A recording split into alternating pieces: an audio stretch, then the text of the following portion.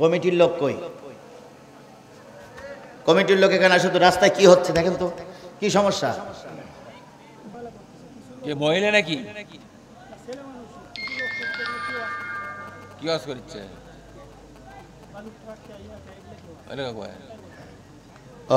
ও কি বোঝায়?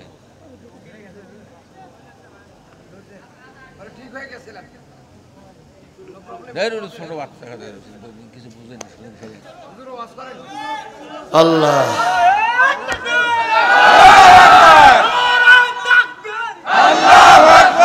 আমরা একেবারে নয়দা না, কিন্তু একবার কিন্তু আমেরিকাতে পাসপোর্ট করে আসেনি। বিগত 16 বছর ময়দানে ছিলাম, এখনো ময়দানে আছি। যদি মনে করেন আপনি বিয়াদবি করবেন, আপনার মতন বিয়াদব শাসন করতে, আপনার মতন বিয়াদব শায়েস্তা করতে কিন্তু আমার অন্টুর ব্যাপার। একবার বলবো ধর, তোর 14 হাত কাদার তলে পিটি ফেলবে। ভালো মানুষ যদি হও তো ফিরে যাও, আর পরে আমার সঙ্গে বোঝাপড়া করি।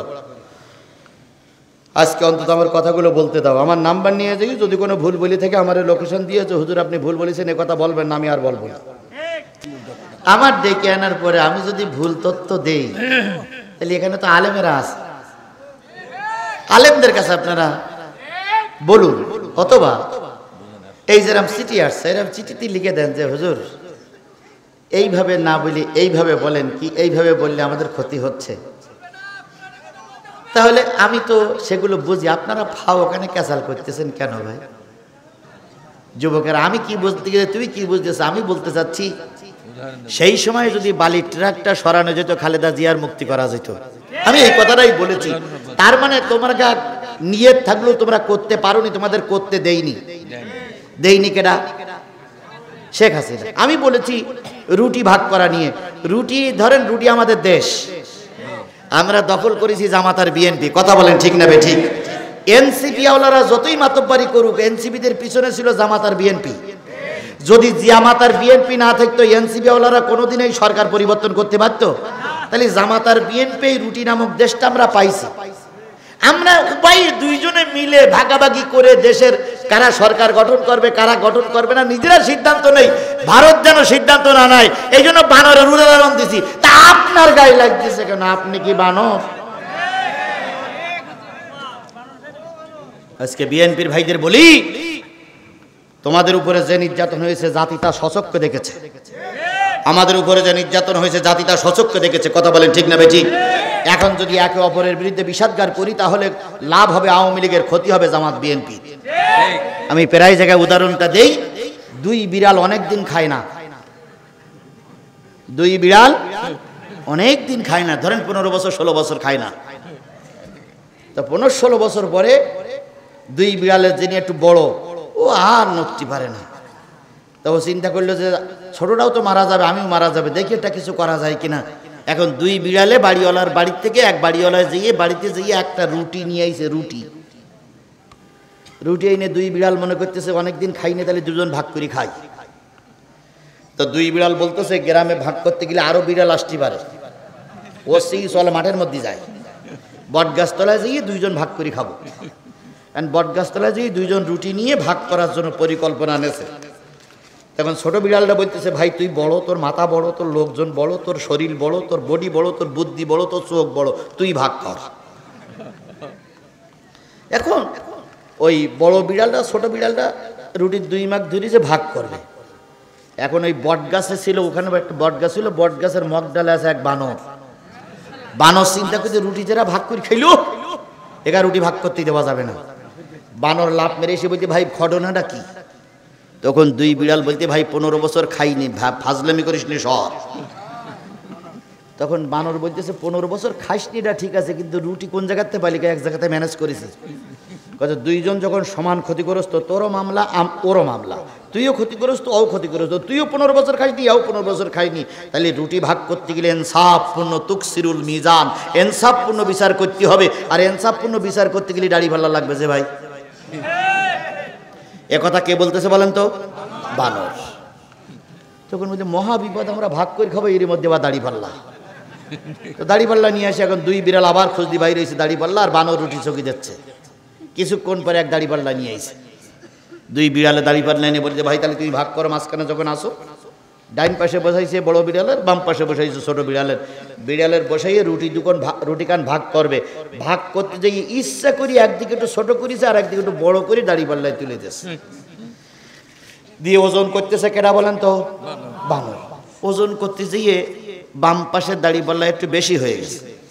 বানর বলতেছে না এটা হবে না, তুকসিরুল মিজান, সূক্ষ্ম বিচার করতে হবে। তাহলে এ পাশে তো একটু বেশি হয়ে গেছে, তাহলে ও পাশে বেশি একটু কাজ দেবো, তোমরা দুই পার্টিতে ক্ষতিগ্রস্ত। তো এক কাজ করি, আমি সূক্ষ্ম করি বলি, এক কামড় খাইছে ওই যেদিক বেশি হয়েছে ওদিক থেকে। তো খাইছে তা খাইছে, ইচ্ছা করে যতটুকু খাওয়ার দরকার তার চেয়ে বেশি করে খাইছে। বেশি করে খাওয়ার পরে এবার আবার উঁচু করেছে, এবার ডাইন পাশে বেশি হয়ে গেছে।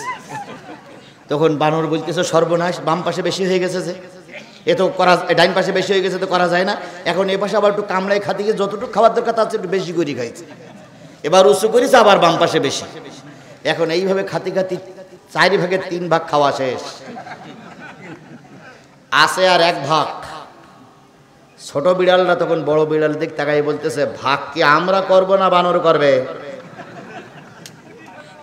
এই বড় বিড়াল, ভাগ কি আমরা করব না ছোট বিড়াল আমরা করব না বানরে করবে? তো বলতেছে কেন কেন তা বুঝতে পারতে চাও না? 3-4 বার নামা 3 আর তুলতি বারানা খাওয়া শেষ। আর যদি 2 বার বাড়ি পাল্লাই তোলে আর কিছু থাকবে? এই কথা বলেন, আর কিছু থাকবে? বানরের মুখে লাথি মার, তুই 1 লাথি মার, আমি 1 লাথি মার, চিট করে ফেলাই, বল যে আমার রুটি আমি ভাগ করব, তোমার মতন বানরের মাতবাড়ি করার দরকার নাই। আমার কথা কি আপনারা বুঝতে পেরেছেন? কথাটা কি বুঝতে পেরেছেন?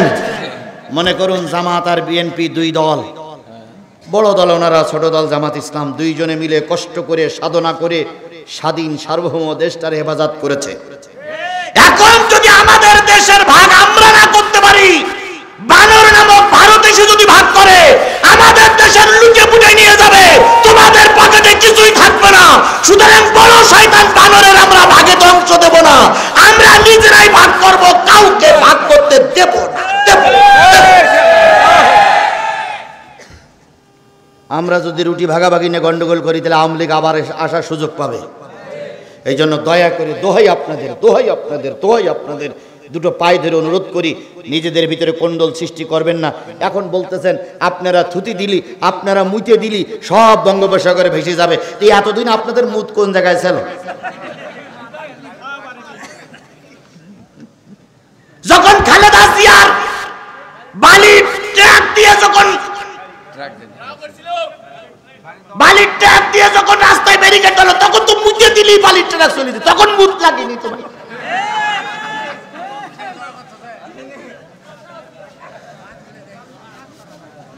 আল্লাহ, আমরা দুই দলেই ক্ষতিগ্রস্ত। কথা বলেন। আমাদের এখানে কাউকে অন্য কাউকে মাতব্বারি করতে দেব না। বিএনপি ক্ষমতায় যাক, আলহামদুলিল্লাহ, আমি দোয়া করি আল্লাহ যদি বিএনপি তুমি কবুল করে থাকো কবুল করো। জামাত ইসলাম যদি ক্ষমতায় যাক, বিএনপির ভাইরা জামাত ইসলামকে মেনে নেবে, আমরা উভয় শান্তিতে থাকবো। তবু অশান্তি বাঁধানোর জন্য আওয়ামী লীগকে রাষ্ট্রী দেব না, ভারতকে কানার মাথা উঁচু করে কথা বলতে দেব না। কথা বলেন ঠিক না বেঠিক? আমাদের রুটি আমরা ভাগ করবো, কোন বানর নামক ভারতে বিরাটের ভাগ করতে থাকবো না। আমাদের রুটি কম হোক আর বেশি হোক আমরা নিজেরাই ভাগ করে খাবো, কোন শয়তান বানরের রাষ্ট্রে দেব না।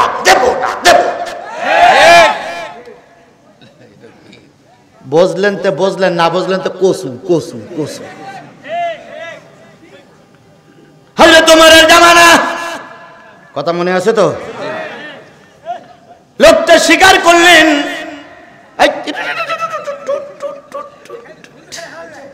থাক হয়ে গেছে। লোকটি স্বীকার করলেন আমি মেরেছি। কেন মেরেছি? আমার উটের মেরেছে, উট কষ্ট পাইছি তাই মেরেছি। হযরত ওমর বললেন আমার দেশের আইন হলো হত্যার বিনিময়ে হত্যা করতে হবে। তোমাকে আগামীকাল জোহরের পরে জল্লাদ তোমার মুন্ড আলাদা করে ফেলবে, মাথা কাটে দেবে। লোকটার এবার হযরত ওমর বললেন আজ থেকে কালকের দুপুর পর্যন্ত 24 ঘন্টার ভিতরে লোকটারে জেলখানায় বন্দি করে রাখো। ওই 24 ঘন্টার ভিতরে 3টা ডিসিশন যদি আসে তাহলে লোকটারে মাফ করে দেব। 1 নম্বর যারা বাদী তারা যদি মাফ করে দেয়, যারা মামলা করেছে তারা যদি মাফ করে দেয় তা আমি ওমরও কি করে দেব, মাফ করে দেব। 2 নাম্বার, যদি মুক্তিপণ দাবি করতে কোনো টাকা পয়সা কেউ দেয়, মুক্তিপণের বিনিময়ে আমি তাকে মাফ করে দেব। 3 নম্বর এই লোকের পরিবর্তে অন্য কেউ যদি ফাঁসিতে ঝোলে,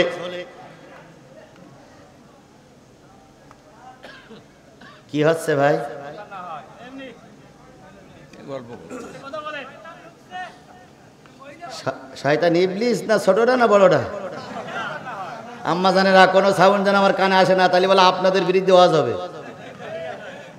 কোনো সাউন্ড আসবে না। না আম্মা জানেরা, এই কাহালুর আম্মা জানেরা ভালো, এরা ভালো ভদ্র মানুষ।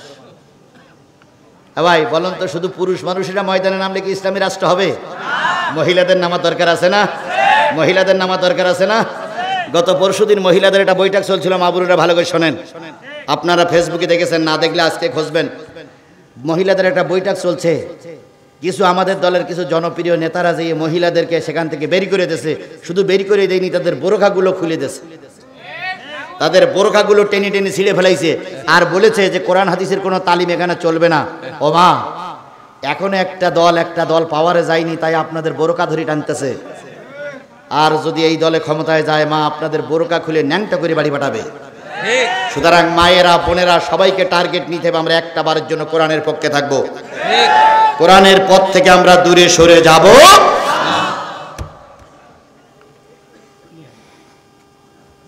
আমার ভাইরা, কথা না বলি আপনার যদি ভালো না লাগে, একান্তই যদি আপনি ভালো না লাগে, আমি আগেই বলেছি কোরআনের মাহফিল থেকে তারাই চলে যায় যাদের আল্লাহ জাহান্নাম বাজেট করে দিয়েছে।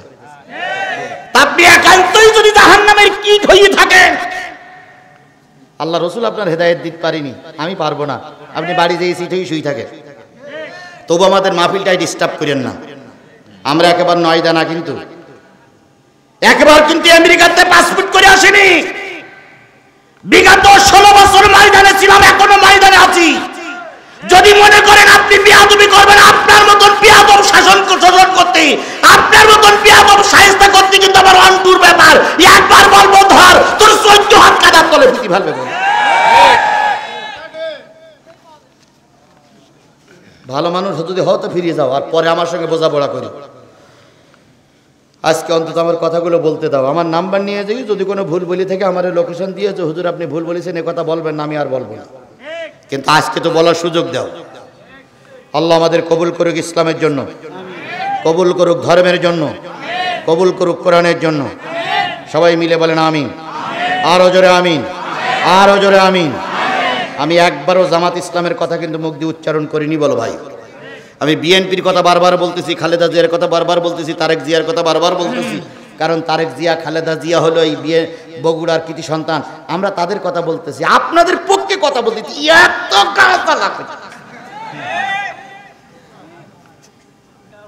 কেন বোঝেন না আপনারা? আমার প্রিয় ভাইরা, হযরত তোমার রায় দিবেন কি দিয়ে? এক কথা বলেন, রায় দিবেন কি দিয়ে? কোরআন দিয়ে হযরত ওমর রায় দিবেন। এই ঘোষণা হয়ে গেল, আগামী কালকের জোহরক্ত পর্যন্ত জেলখানায় বন্দি রাখো। ওই লোকটিকে যখন জেলখানায় বন্দি করা হলো, লোকটি 2 চোখের পানি ফেলাই কাঁদতেছে আর বলতেছে, আল্লাহ, মুসলমানদের দেশে এসে ধরা পড়লাম, এমন কোন মুসলমান কি নাই আমার জন্য একটু জামিন হতে পারে? এমন কোন শুভাকাঙ্ক্ষী কি নাই আমার জন্য ওমরের দরবারে একটু জিম্মাদার থাকতে পারে, একটু জামিন হতে পারে? এমন কেউ কি নাই? হযরত আবু যর সবসময় নামাজ পড়ে পিছনে আসতেন, আগে তিনি আসতেন না। আবু যর যখন জেলখানার পায়ে নিয়ে আসতেছিলেন, ওই লোকটি কাঁদতেছে। আবু যর থমকে দাঁড়াই বললেন, আল্লাহর বান্দা, কান্দো কেন? কান্দো কেন? কান্দো কেন? ওই লোকটি বললেন, আপনার নাম? আমি রাসূলের একজন প্রিয় সাহাবী, নাম আবু যর। যে 10 জন ব্যক্তি জান্নাতের সার্টিফিকেট পেয়েছেন দুনিয়ার থেকে, তার ভিতরে হযরত আবু যর একজন। আবু যর বললেন, আমি জান্নাতের টিকিট পেয়েছি দুনিয়ায় বসে, আমি সেই আবু যর। লোকটি বলেন, আবু যর, আমার জন্য যদি একটা লোক জামিন হতো। আমার দেশে আমার একটা ছোট্ট ভাই আছে। কি আছে? ছোট্ট একটা ভাই আছে। ভাইয়ের কাছ থেকে মাল সামানা নিয়ে ব্যবসায়ী এসেছিলাম। ছোট্ট ভাইটা আমার পথের দিকে তাকায় বসে আছে, কখন ফিরবো, ভাইয়ের আমানাতগুলো বুঝাই দিয়ে আসবো। এতটুক সময় যদি আমার কেউ দিত, আমি আল্লাহর রহমতে ফিরে আসতাম। আবু যর হযরত ওমরের দরবারে চলে গেলেন, যে বললেন, খলিফাতুল মুসলিমিন, এই লোকটারে জেলখানায় বন্দি করে রেখেছেন কেন? কয়, বন্দি করে রেখেছে এই কারণে যে ওই লোকটা একজন খুনি, একজন হত্যাকারী। আবু যর বললেন, ওই লোকটারে কালকে পর্যন্ত একটু সময় দেন, ওই লোকটারে জামিনে ছেড়ে দেন, আমি ওই লোকটার জন্য জামিনদার। হযরত ওমর বলতেছে, আবু যর কাছে এসো, কাছে এসো। আবু যর গেলেন, যে বলতেছে, এ কিন্তু খুনি, এ কিন্তু সন্ত্রাসী, এ কিন্তু জঙ্গি, এরা যদি ছেড়ে দেওয়া হয় হয়তো কালকে নাও আসতে পারে। আবু যর বললেন, খলিফাতুল মুসলিমিন ওমর, যদি কালকে এই লোকটি না আসে, আমি ওর জায়গায় ফাঁসিতে ঝুলবো। তবু তার চোখের পানি আমাকে দারুণ মর্মাহত করেছে, দারুণ ব্যতীত করেছে। দয়া করে তাকে ছেড়ে দাও, সে দেশে যেয়ে তার ভাইয়ের কাছ থেকে বিদায় আদায় নিয়ে আসুক, আমানাতগুলো ভাইরে বুঝাই দিয়ে আসুক, আমানাতগুলো ভাইরে বুঝাই দিয়ে আসুক, যাতে খেয়ানাত না হয়। একজন ইমানদার ব্যক্তির আমানাত রক্ষা করা ফরজ। আমাদের পরে একটা আমানাত আছে। কি আছে? আমানাত লা ঈমানা ইল্লা মা আমানাত লাহু। ওই ব্যক্তির ঈমান নাই যে ব্যক্তি তার আমানাত সঠিক জায়গায় প্রয়োগ না করে। প্রতি 5 বছর অন্তর অন্তর একটা আমানাত আমাদের সামনে আসে। এ কথা বলেন, ঠিক না বেটি? ওই আমানাতটা সঠিক জায়গায় যদি না দেওয়া হয়, আমানাতের খেয়ানাত হয়।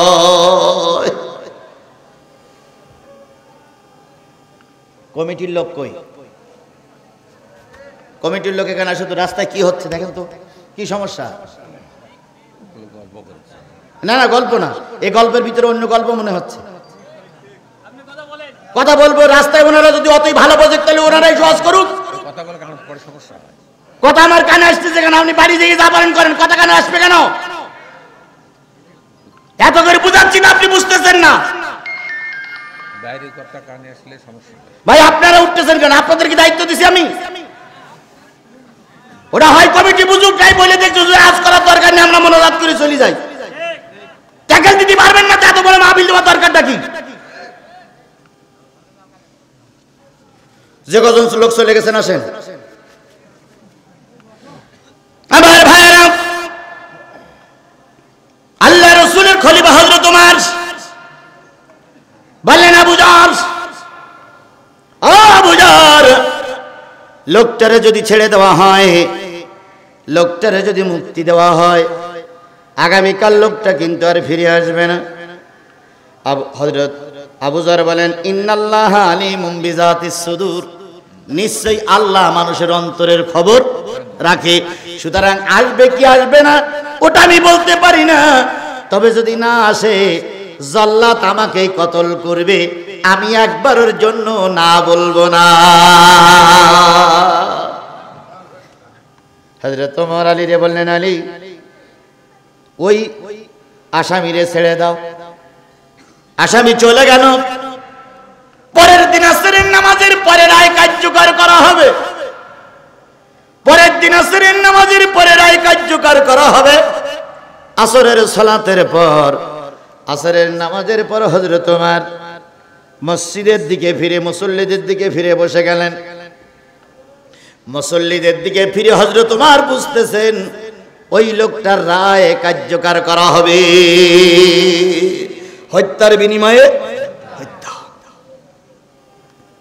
হযরত ওমর রাদিয়াল্লাহু তাআলা আনহু, খলিফাতুল মুসলিমিন হযরত ওমর রাদিয়াল্লাহু তাআলা আনহু আসরের নামাজ পড়ে আলীরে বললেন, আলী, আলীরে বললেন, আলী,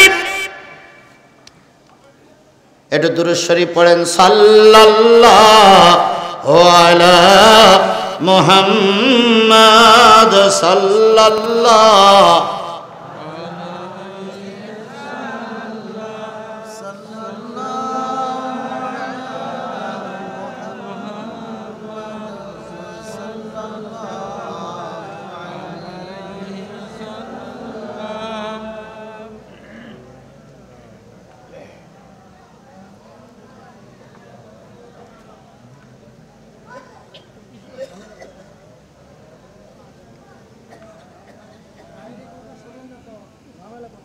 কে মহিলা নাকি কি ওয়াজ করছে?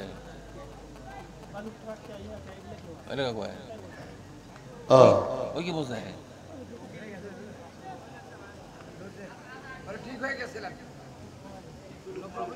ছোট বাচ্চা কিছু বুঝে না,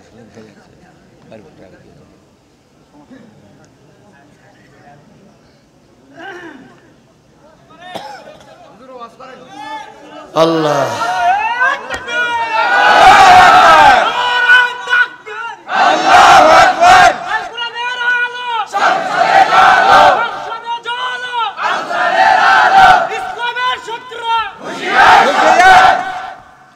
ভাই, আপনারা ভুল বুঝতেছেন কেন ভাই? আমি যে কোন জাতের বক্তা তা আপনারা জানেন না, তাহলে আমার ডেকে নিয়েছেন কেন ভাই? আমার ডেকে আনার পরে আমি যদি ভুল তথ্য দেই, তাহলে এখানে তো আলেমেরা আছে, আলেমদের কাছে আপনারা বলুন, অথবা এই যেরকম চিঠি আসছে এরকম চিঠিতে লিখে দেন যে হুজুর এইভাবে না বলি এইভাবে বলেন, কি এইভাবে বললে আমাদের ক্ষতি হচ্ছে।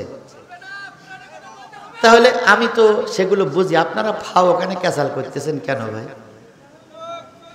এই মাহফিলটার যদি ক্ষতি হয় তার জন্য কিয়ামতের দিন আপনাদের দায়ী হতে হবে। আপনারা তো বৈধ মায়ের সন্তান, নিশ্চয়ই আপনাদের মা বাপ মুসলমান, নিশ্চয়ই আপনার নামের প্রথমে মোহাম্মদ লেখা হয়, নিশ্চয়ই আপনি মুসলমানের সন্তান ভাই রে। ক্যাসাল করে মাহফিলটা ক্ষতি করলে গুনাহগার হবেন আপনি। আল্লাহ আমাদের বোঝার তৌফিক দিক, আরো জোরে বলেন আমিন। ভাই, আমি আমার ক্যাসেট শুনে, আমার রেকর্ড শুনে, আমার ওয়াজ শুনে তো আপনারা আমার দাওয়াত করেছেন। তা আমি ওয়াজ এখান থেকে 16 বছর 17 বছর আগের থেকে যে ওয়াজ করি, যে গরম ওয়াজ করি, তার তো অর্ধেক ওয়াজও আজকে করিনি। শেখ হাসিনা যখন ক্ষমতায় ছিল, শেখ হাসিনার জীবন্ত কবর দিয়ে গেছি আমি। মঞ্চের থেকে অনেক সময় নামতে পারিনি আমি, চারিদিক থেকে আমার ব্যারিকেড দিয়েছে, আমার টুপি খুলে জামা খুলে যাওয়া লেগেছে, তো সেরকম মস্ত আজকে হয়নি। তাহলে ভুল বুঝতেছেন কেন সোনা ভাই? আমার সোনা ভাই রে, আপনারা চলে আসুন আমার সোনা ভাই, আমি আপনাদেরই ভাই। বিএনপি আর আমি একসঙ্গে এক মামলার আসামি, একই মশারির ভিতরে দুই ভাই ঘুমাইছি রে ভাই। সুতরাং সেই ভাই আপনারা কেন ভুল বুঝতেছেন? জনগণ যদি চায় আপনারাই ক্ষমতায় যাবেন, আমি আপনাদের ক্ষমতার থেকে টেনে নামানোর অধিকার আমার নেই। আমি দোয়া করি আল্লাহ যদি জনগণের সাপোর্ট পেয়ে আপনারা ক্ষমতায় যান, তাহলে আমাদের ওয়াজগুলো আরো ভালো হবে। এখনই যদি আপনারা বাধা দেন, তাহলে ভবিষ্যতে কি হবে ভাই? সোনা মানিক, সোনা ভাই আমার, যুবকেরা তোমাদের দিকে আমরা তাকাই বসে আছি। সোনা ভাই, যুবকেরা, আমি কি বলতে গেলে তুমি কি বুঝতেছ? আমি বলতে চাচ্ছি সেই সময় যদি বালির ট্রাকটা সরানো যেত, খালেদা জিয়ার মুক্তি করা যেত। আমি এই কথাটাই বলেছি। তার মানে তোমার নিয়ত থাকলেও তোমরা করতে পারোনি, তোমাদের করতে দেইনি কেডা? শেখ হাসিনা। আমি বলেছি রুটি ভাগ করা নিয়ে, রুটি ধরেন, রুটি আমাদের দেশ, আমরা দখল করেছি জামাত আর বিএনপি। কথা বলেন ঠিক না বেঠিক? এনসিপি আওলারা যতই মাতব্বারি করুক, এনসিপিদের পিছনে ছিল জামাত আর বিএনপি। যদি জামাত আর বিএনপি না থাকতো, এনসিপি আওলারা কোনোদিনই সরকার পরিবর্তন করতে পারত? তাহলে জামাত আর বিএনপি রুটি নামক দেশটা আমরা পাইছি। আমরা উভয় দুইজনে মিলে ভাগাভাগি করে দেশের কারা সরকার গঠন করবে কারা গঠন করবে না নিজেরা সিদ্ধান্ত নেই, ভারত যেন সিদ্ধান্ত না নেয়। এই জন্য বানরের উদাহরণ দিছি। তা আপনার গায়ে লাগতেছে কেন? আপনি কি বানর?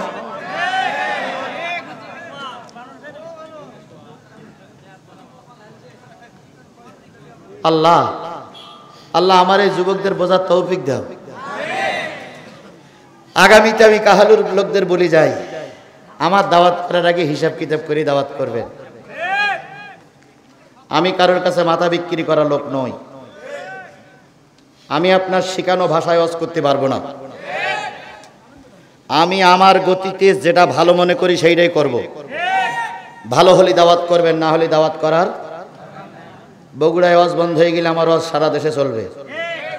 আবারও বলি, ভুল বুঝেন না, ভুল বুঝেন না, ভুল বুঝেন না। আমি আপনাদের পক্ষের লোক। খালেদা জিয়ার জন্য দোয়া করিনি? তারেক জিয়া দেশে ফিরে আসুক একথা বারবার বলতেছি না? তাহলে আপনারা ভুল বুঝতেছেন কেন ভাই? আল্লাহ আপনাদের হেদায়েত দিক। আল্লাহ আপনাদের কোরআনের পক্ষে কবুল করুক। আল্লাহ আমাদেরও কোরআনের পক্ষে কবুল করুক। ভাই আপনারা কি করতেছেন? সব নোট আমার কাছে আছে। আমার চারিদিকে, আপনাদের চারিদিকে আমার লোক আছে। আপনারা কোথায় কি বলতেছেন, কার সঙ্গে কি যুক্তি করতেছেন দেখেন। পিছনে আমার একজন লোক দাঁড়িয়ে আছে, আপনি দেখেন। ও যেখানে কথা বলতেছেন সেখানে আমার লোক আছে, সেখানে আমার লোক আছে। যেখানে আপনি বাড়ি বসে যুক্তি করতেছেন উঠোনে একজন দাঁড়িয়ে আছে, আমার লোক। বলবো যে আসেন ভাই, আসেন আসেন আসেন আসেন সোনা ভাই, আসেন আসেন আসেন সোনা ভাইরা, আসেন আসেন আসেন সোনা ভাইরা, আসেন আসুন সোনা ভাইরা আসুন। আপনাদের জন্যই ওয়াজ হচ্ছে, আপনাদের উল্টো বোঝার সুযোগ নেই। উল্টো এই এলাকায় বিএনপির হারুনা রশিদ না ভাই? এই এলাকার বিএনপির কেটা যেন? হ্যাঁ, মোশাররফ হোসেন। জি, মোশাররফ হোসেন ভাই। এবার আওয়ামী লীগ সরকার যখন ক্ষমতায় ছিল তখন মোশাররফ ভাই, হারুন ভাই আর কেটা কেটা এমপি ছিল না? এরা কিন্তু ওই 2-3 জনে আওয়ামী লীগের ওই অফিস কাঁপাই রাখতো। সুতরাং সেই মোশাররফ ভাই যদি আবার এখান থেকে এমপি হয়, আমার সমস্যা কোথায়? ভুল বুঝেন না ভাই, আসেন কোরআনের কথা বলতে দেন। আপনারা ভুল বুঝেন না আমার সোনা ভাই, ভুল বুঝেন না আমার ভাইরা। বিচার ফয়সালার রায় হবে। হযরত জাবের রাদিয়াল্লাহু তাআলা আনহু কি হলেন? জামিনদার হলেন। যে যদি ওই লোকটা না আসে, আবু যর জামিন হলেন, আমি জামিনদার থাকলাম। হযরত ওমর বলেন, আবু যর ভালো করে শোনো, যদি সে না আসে তার জায়গায় তোমাকে কিন্তু কতল হওয়া লাগবে। আবু যর বললেন, খলিফাতুল মুসলিমিন, ওরে ছেড়ে দেন, মুসলমানরা কখনো ওয়াদা খেলাপ করে না।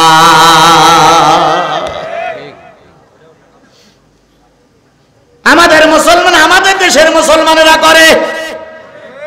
সারা জীবন বললে ইসলামের পক্ষে থাকবো, 1000 টাকায় মোল্লা সিট। এরাম মোল্লা আমার দেশে এখানেও আছে। সারা জীবন শপথ নিল কোরআনের পক্ষে থাকবো, 1000 টাকায় সিট পাঠান। 500 টাকা দিলি সিট, একটা বিড়ি সিগারেট দিলি মাল কাজ। আল্লাহর নবীর খলিফা হযরত উমর রাদিয়াল্লাহু তাআলা আনহু আবু যরকে বললেন, ভেবে চিন্তে সিদ্ধান্ত নাও, কাই নিলাম। আলীরে বললেন, আলী ছেড়ে দাও, লোকটারে ছেড়ে দেওয়া হলো। পরের দিন আসরের নামাজ হয়ে গেল, কিন্তু সেই খুনি লোকটার ফিরে আইলো। আবু যর আসরের নামাজ পড়ে আসতে, আবু যর আসরের নামাজ পড়ে মসজিদে বসে কাঁদতেছে, আল্লাহ, একজন লোকের জন্য, তোমার সন্তুষ্টির জন্য জামিন ছিলাম, লোকটা ফিরে আসি নাই, লোকটা ফিরে আসি নাই। আজকেই হয়তো আমাকে জল্লাদের সামনে পড়তে হবে। দুঃখ নাই, দুঃখ নাই, তবু আমি অন্তত, তবু আমি তোমার দরবারে ওই লোকটার জন্য জামিন হইছি, এটাই আমার সবচেয়ে বড় পাওয়া। সুবহানাল্লাহ বলেন। কুল্লুকুম রাইন কুল্লুকুম মাসউলিন আন রাইতিহি, প্রতিটা দায়িত্বশীলকে দায়িত্ব সম্পর্কে জিজ্ঞেস করা হবে। এমপিকে জিজ্ঞেস করা হবে কতটুকু ইসলামের পক্ষে কাজ করেছো, চেয়ারম্যানকে জিজ্ঞেস করা হবে ইসলামের পক্ষে কতটুকু কাজ করেছো, মেম্বারকে জিজ্ঞেস করা হবে কতটুকু কাজ করেছো, ইমামকে জিজ্ঞেস করা হবে কতটুকু কাজ করেছো, বক্তাকে জিজ্ঞেস করা হবে কতটুকু কাজ করেছো। মান সুইলা আনিল মিন আলিমাহু সুম্মা কাতামাহুল জিমু ইয়াউমাল কিয়ামাতি বিলিজামি মিনান নার। কোন আলেমকে যদি ডেকে আনা হয় কোরআন হাদিসের কথা বলার জন্য, সত্য কথা বলার জন্য, যদি আলেম কোনো মানুষের ভয়ে সত্য কথা গোপন করে যায়, কিয়ামতের দিন কেউসি দিয়ে হুজুরের জিহ্বাটা কেটে ফেলা হবে। আজকে যারা আন্দোলন করতেছেন লিখে দেন, হুজুর কিয়ামতের দিন যদি আপনার জিভ কেটে নেয় আমরা বাধা দেব, আল্লাহর জিভ কাটতে দেব না। আপনি যদি আমার জন্য জামিনদার হন, আমি কবরের কথা বলে বিদায় নেই। ভুল বুঝেন না ভাই, আমার জায়গায় আপনি থাকলে আপনিও এই কথা বলতেন, আর আপনার জায়গায় আমি থাকলে আমিও হয়তো বাধা দিতাম। কিন্তু আমি তো কোরআন হাদিসের কথাই বলতেছি, দুটো একটা প্রেক্ষাপট দুনিয়ার কথা এসে গেছে, এটা আসবেই, এটা আসবেই। আল্লাহ রসুল বিচার ফয়সালা করেছেন মসজিদে বসে, তাহলে মসজিদে বসে বিচার ফয়সালা করতে গেলে দুনিয়ার কথা আসেনি? তাহলে আল্লাহ রসুল মসজিদে বসে বিচার ফয়সালা করেছেন, আমি এখানে কথা বলছি, দুটো একটা কথা আসবে, তার সব কথার ভিতরে দুটো কথায় যদি এতই আপনার খারাপ লাগে, তাহলে আর বাকি কথাগুলো কোন জায়গায় গেল? অন্যান্য বক্তার মাহফিলে লোক যদি 3000 হয়, মোনাজাতের সময় থাকে 300। আমার এখানে যা লোক ছিল সব লোক আছে না নেই? ওই কেবল কয়টা আপনারাই চলে গেছেন, আর বাকি লোক তো সব আছে।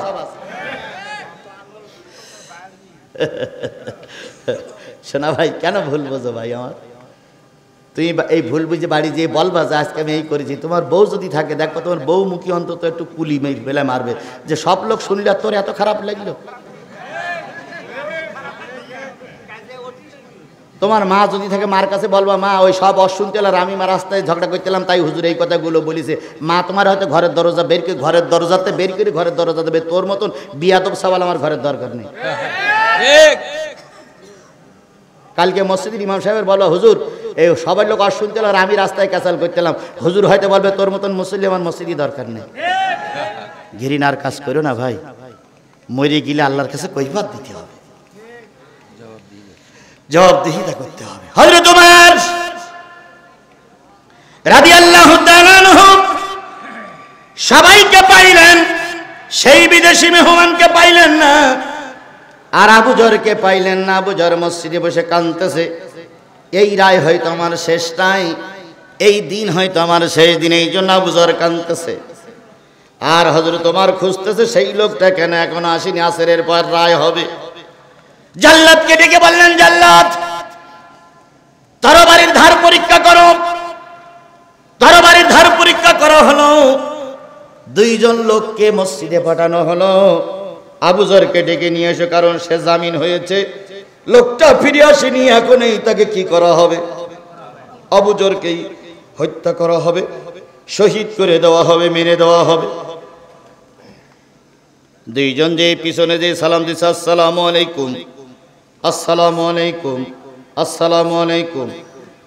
আবু যর মিসকে হাসি দিয়ে বলতেছে, বুঝেছি হযরত ওমর আমাকে তলব করেছে, চলুন জল্লাদের তরবারি রেডি, আপনি জামিন হয়েছিলেন, আপনাকে হত্যা করা হবে। হযরত ওমর ডাক দিয়েছে, চলুন। আবু যর আস্তে করে হাঁটি হাঁটি পা পা করে চলে আসলেন। কালো কাপড় দিয়ে আবু যরকে ঢেকে দেওয়া হলো। আল্লাহু আকবার। যেখানে কাল্লা আলাদা করা হয়, 2 পাশে থাকে 2টো পাহাড় পাথর, মাঝখানে থাকে সরু একটা জায়গা, ওই জায়গাটাই এখানে লাগাই দেওয়া হয়। আর 2 পাশে বুক আর এক পাশে মাথা লাগাই দেওয়া হয়। জল্লাদ আল্লাহু আকবার বলে একটা কোপ দেয়, মাথার বডি আলাদা হয়ে যায়। আবু যরকে কালো কাপড় পরে ওইখানে রাখা হলো। আবু যরকে ওমর বললেন, আবু যর তুমি জান্নাতি একটা সাহাবী, নবী তোমার গালে চুমা খেয়েছে, নবী তোমার বুকের ভিতরে জড়াই ধরেছে, নবী তোমার এত ভালোবাসতো, আজকে আমার জল্লাদ তোমার গর্দানের উপর আঘাত করবে, এটা আমি চাইনি। কিন্তু তুমি না জামিনদার। এখন বিচারের সূক্ষ্ম রায় দিতে গেলে, সঠিক রায় দিতে গেলে নিজের লোক কি বাইরের লোক দেখা চলবে। আমি যে আজকে তোমার ক্ষমা করে দেয়, কিয়ামতের দিন আল্লাহ পাক আমার কাল্লা আলাদা করবে। হযরত তোমার বলেন Abu Zar ready. Abu Zar হাসি মুখে কালেমা পড়ে জায়গায় চলে গেলেন। আবু জার যখন জায়গায় চলে গেলেন, জল্লাদকে হযরত ওমর বললেন, জল্লাদ তুমি কি রেডি? জল্লাদ বললেন আমিও রেডি। হযরত ওমর একখানা রুমাল নিয়ে দাঁড়িয়ে আছে, রুমাল কানা ফেলে দেবে, জল্লাদ কোপ মারবে, আবু জারের কাল্লা আলাদা হয়ে যাবে, বডি আলাদা হয়ে যাবে, বডি আলাদা হয়ে যাবে। আবু জারের একটা কোবে দুইটা অংশ হয়ে যাবে। হযরত ওমরের দিকে জল্লাদ তাকিয়ে দাঁড়িয়ে আছে। সমস্ত সাহাবীরা কান্দে, সমস্ত মুসলমানরা কান্দে। বারবার স্লোগান উঠতেছে, ওমর একজনের দায় আর একজনকে ফাঁসি দিও না রে ওমর, একটু ক্ষমার চোখে দেখা যায় কিনা। ওমর এত সুদক্ষ, এমন সুদক্ষ সুদক্ষ রাজনীতিবিদ, সুদক্ষ কি বলে বিচারপতি ছিলেন, কারোর কথায় তার মন নরম হচ্ছে না। অথচ ওমরেরও দিলে মায়া লাগতেছে, কিন্তু কিছু করার নেই, আইনের কাছে সবাই সমান। হযরত ওমর রাদিয়াল্লাহু তাআলা আনহু লাল রুমাল দিয়ে দাঁড়িয়েছেন, ফেলাইলেই জল্লাদ। এমন সময় একজন দূর থেকে ছুটে এসে বলতেছে, খলিফাতুল মুসলিমিন, মরুভূমির বুক ছিঁড়ে দুইজন মানুষ দুটো ঘোড়ায় আসতেছে, এই দুটো লোক আসা পর্যন্ত একটু সময় কি দেওয়া যায় না? এই দুটো লোক আসা পর্যন্ত একটু সময় কি দেওয়া যায় না? তখন বলতেছে, আচ্ছা আসুক। দুইজন আসলেন। গতকালকে যিনি আবু জারের কাছে জামিন নিয়ে চলে গেছিলেন তিনি আসছেন, আর সাথে আসছে তার আর একটা ছোট ভাই। সুবহানাল্লাহ কি জোরে বলা যাবে না? ফাঁসি হবে কয়জনের, কাল্লা যাবে কয়জনের, কিন্তু আসছে কয়জন? দুইজন। বড় ভাই এসে বলতেছে, খলিফাতুল মুসলিমিন ওমর, আমি ফিরে এসেছি। আবু জার বললেন, জল্লাদ। ওমর বললেন, জল্লাদ আবু জারকে সরায়ে প্রকৃত খুনি দিয়ে ওই জায়গায় কালো কাপড় দিয়ে নিয়ে যাও। ছোট ভাইটা ওমরের পা জড়াই ধরে বলতেছে, খলিফাতুল মুসলিমিন, আমার ভাই যদি মারা যায় আমি বেঁচে থাকতে পারবো না, ভাই ছাড়া আমার আর কেউ নাই, তাই দাবি করছি ভাইয়ের জায়গায় আমাকে আগে হত্যা করুন। হযরত ওমর দাবি করলেন। ওমর মিসকে হাসি দিয়ে বললেন, একজনের হত্যার দায় আর একজন ফাঁসিতে চলবে না।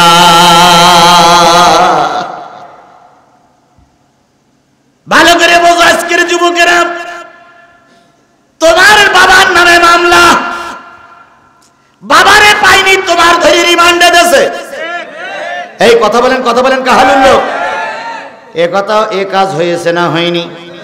ছেলের নামে মামলা, ছেলেরে পাইনি, ছেলে ছাত্র দল যুব দলের লোক, ছেলেরে পাইনি, বাবা ধরে রিমান্ডে দিয়েছে, বাবা ধরে জেলে দিয়েছে, ছেলেরে ধরে নিয়ে যাচ্ছে যুবদল বিএনপির লোক, মা ছাড়াতে আসছে, মাকে লাথি মেরে ফেলাই দিয়েছে, কোন কোন ক্ষেত্রে মাকে ধরে হাজতে দিয়েছে। এ দৃশ্য আমাদের দেশের লোক দেখেছে না দেখিনি? অন্যায় করেছে বাপ, শাস্তি পাবে বাপ, ছেলে কেন মার খেলো? অন্যায় করেছে ছেলে, শাস্তি পাবে ছেলে, বাপ কেন মার খেলো? এ জবাব দিতে তখন আসবে যখন আল্লাহর কোরআন দিয়ে দেশ চলবে। আর আল্লাহর কোরআন দিয়ে যখন দেশ চলবে না, ফটকা ফটকি করে গেলাম, কোনো কাজ হবে না। আল্লাহ এ জাতির বুঝ দাও, এ জাতির আল্লাহ হেদায়েত দাও, এ জাতির আল্লাহ কোরআনের খাদেম খাদেমা বানায় দাও। হযরত ওমর রাদিয়াল্লাহু তাআলা আনহু বললেন, তোমার বড় ভাই দোষ করেছে, তোমাকে শাস্তি দেব না, শাস্তি পাবে বড় ভাই। বড় ভাইকে ধরে নিয়ে এসো। বড় ভাইকে ধরে নিয়ে যখন কাল্লা আলাদা করবে, সেই সময় যে লোক নালিশ করেছিল সেই দুটো লোক এসে বলতেছে, খলিফাতুল মুসলিমিন, যার বিরুদ্ধে নালিশ করেছিলাম তারে ছেড়ে দেন, কারণ আমরা আমাদের বাবার হত্যার বিচার দাবি করেছিলাম, আমরা এই খুনি যুবকরে মাফ করে দিলাম। সুবহানাল্লাহ বলবেন না? এর নাম মুসলমান। এর নাম কি? হযরত ওমরের রাগ কম না বেশি? হযরত ওমর রেগে মেগে বলতেছে, এই বেটা ক্ষমা করবি তা আগে করলি না, সেই তো ক্ষমা করলি তা আগে করলি, তা তো বিচার সালিশ করা লাগতো না।